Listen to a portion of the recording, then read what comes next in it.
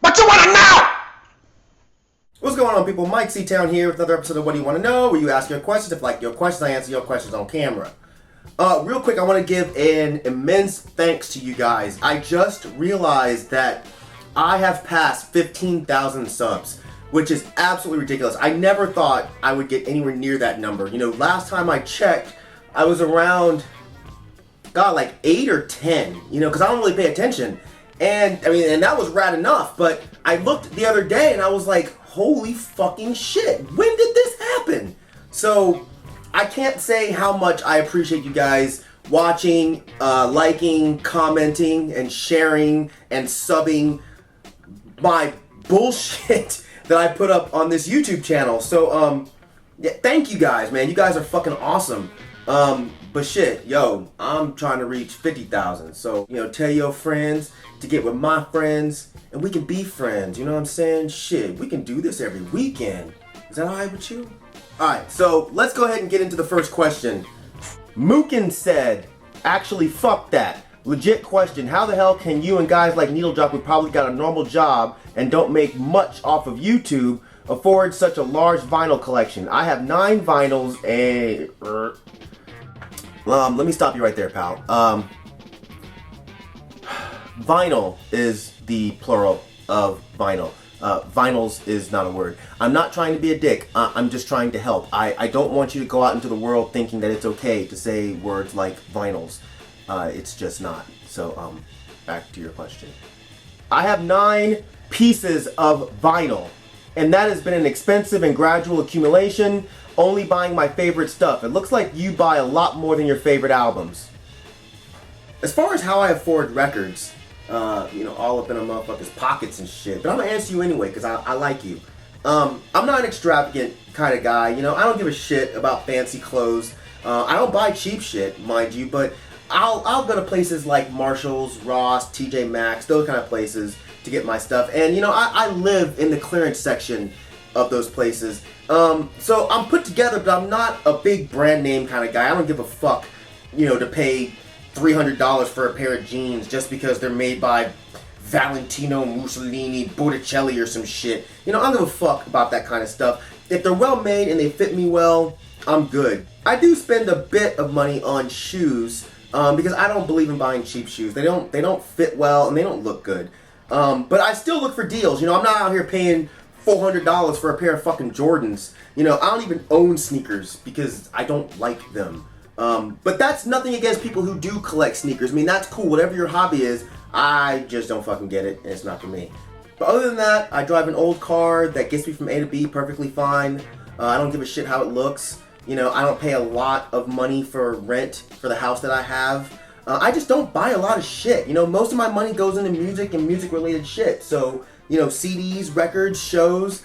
Plus, I do get a little YouTube advertising money from you beautiful people watching my videos. And all of that goes back into buying records. Plus, I'm lucky that Atlanta is one of the better cities as far as how reasonable records are priced. You know, we have great record stores like Criminal Records, Wax and Facts, Wuck Street, that they don't try to be assholes and overprice the records that they get. You know, plus I buy a lot of records online through Amazon, eBay, Hell's Headbangers, from my metal stuff. The End, mail order even has some good prices on metal. So yeah, I don't spend money on random shit, and I know the best places to buy records from. It's really that easy. This next question I just had to answer because I actually thought it was pretty cute. So, once again, man, I gotta take y'all to C-Town's relationship corner.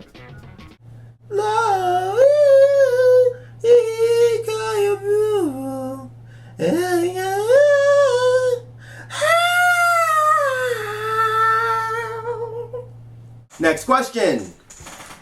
Underdog said, hashtag WDYWK. Hey Mike, I'm a big fan of you and the channel. As a nerdy guy who likes similar weird music and shit, I was hoping you could help me out. I just asked this amazing girl out and she said yes. She shares my love of music like Kanye, Earl, Chance, Gambino, Weezer, and Andrew Jackson Jihad, which is great until I realize I've never been on a date and have no idea how to plan a good one. Any advice there? Also, what kind of music should I play in the car when I pick her up?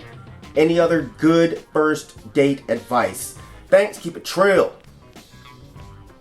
Okay, one thing that would have helped is knowing how old you are, but that's cool.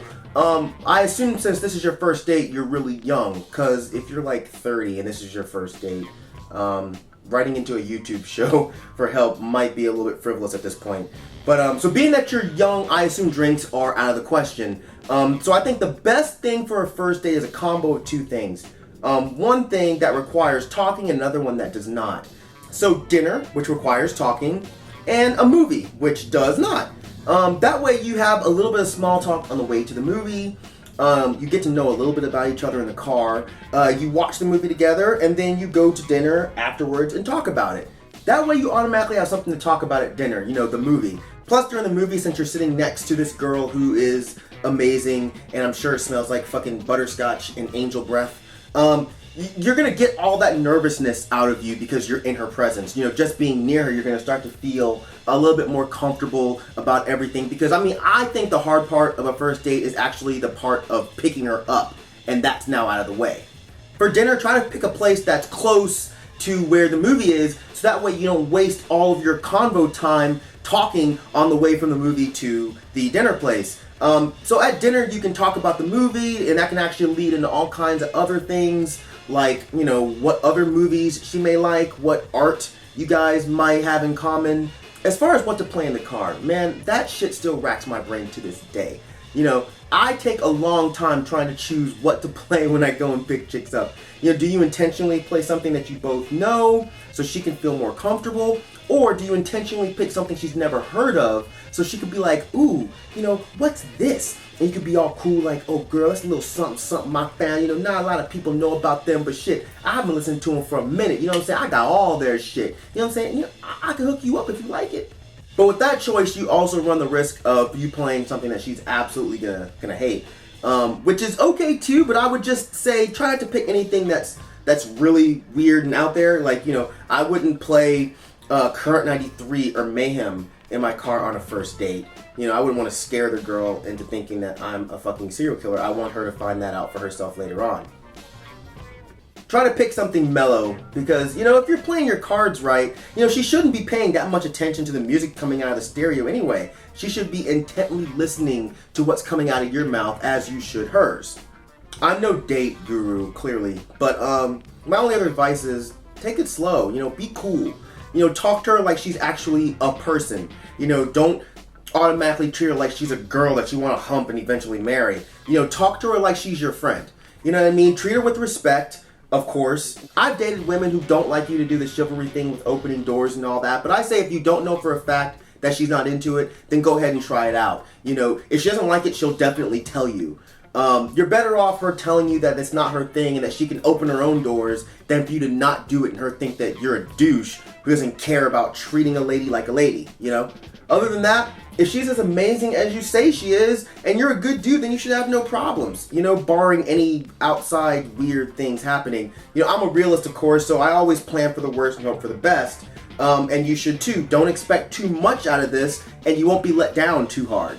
And for motherfuck's sake, don't try to kiss her at the end of the night, dude. A hug and maybe a peck on the cheek will be totally sufficient. Trust me. Don't try to slobber down. That's not a good idea. That shit only works on fucking TV shows. And since we're talking about it, you want to hear a quick story about my first date? Good, because I'm going to tell you anyway, even if you don't care. If you don't care, click the X. But trust me, this is a good story.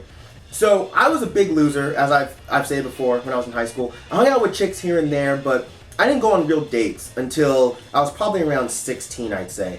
So me and this girl, I won't mention her name, and I can't really remember where we met because I'm pretty sure she didn't go to school with me. But either way, I asked her out to dinner and a movie. I got all dressed up in my best pair of purple New Deal jeans, my Ray Barbie t-shirt, looking bleak, you know what I'm saying? And the plan was to go see Friday and then go eat some food after. So I went and got her, and I remember she was looking so cute. She was very proper, not preppy, but proper. So she had the skirt, the blouse, you know, her hair was nicely straightened, which is actually interesting because I found out later that she was one of those girls that was rocking a Jerry curl way past the expiration date. But that's beside the point. You probably wonder why a girl like that would want to hang out with a scrub like me, but back then, certain proper girls, they were into like the bad boy skaters. So it totally worked. So anyway, we had a bit of small talk on the way to the movie. Nothing major, sorry. We get to the movie, we get a good seat, and we start watching. Now this is when Friday first came out, so of course the theater was fucking packed. We're having a good time, and it gets to the part where, you know, Smokey's outside taking a shit, and Ezel sees him, and he's like, hey, what you doing? Oh, I'm taking a shit, don't tell nobody. Oh, Smokey over here taking a shit. I won't tell nobody else, you know that part. So, the entire theater starts erupting with laughter. Everyone's cracking up. And as soon as the laughter starts to die down, I hear this sound. This...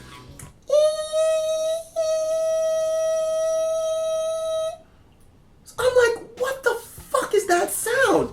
The sound was going on for so long that it was long enough for me to say, there's a sound. What is that sound? Where is that sound coming from? Oh, it's coming from her. Oh, she's farting. The reason I knew it was her that was farting was because of the look on her face. She's sitting there, she's like, this eyes this big, she's looking straight ahead, and I'm looking at her like, you're farting right now. I didn't say that, but I'm like, are you, really? The best part about it is, she's trying to stop it by like clenching her butt cheeks, so it's making this sound.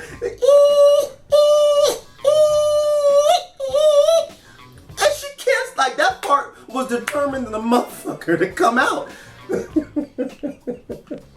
Dude, so finally, the fart starts to taper off.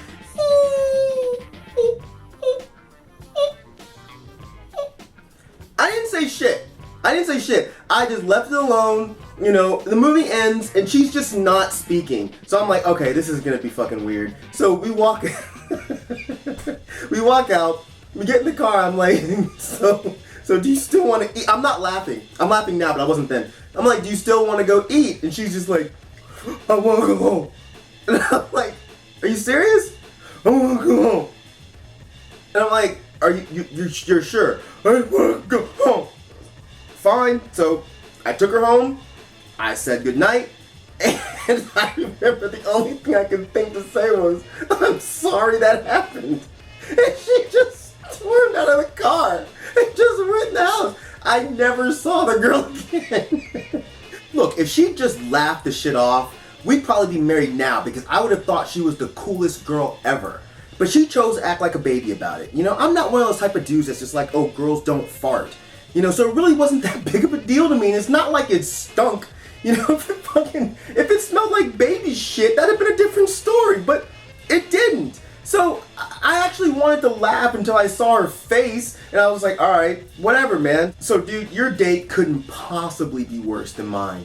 All right, so just go, have a good time. You know, treat her with respect. Hopefully she treats you with the same. And yeah, man, just enjoy it. If she fucking farts, don't laugh unless she does first. So yeah, that's it, man. I hope you guys have a good time. Make sure you leave some comments and let us know how the date went, because I'm actually curious. So that's it. Make sure if you guys want to send me questions, you can put them on my YouTube discussion board. You can submit them to my Tumblr page. You can tweet them to me with the hashtag WDYWK. And that's it. As usual, you know how we do in these motherfucking streets. Thank you for living. Thank you for loving. Thank you for being you. And I will see you wonderful people next time. Aight? Peace.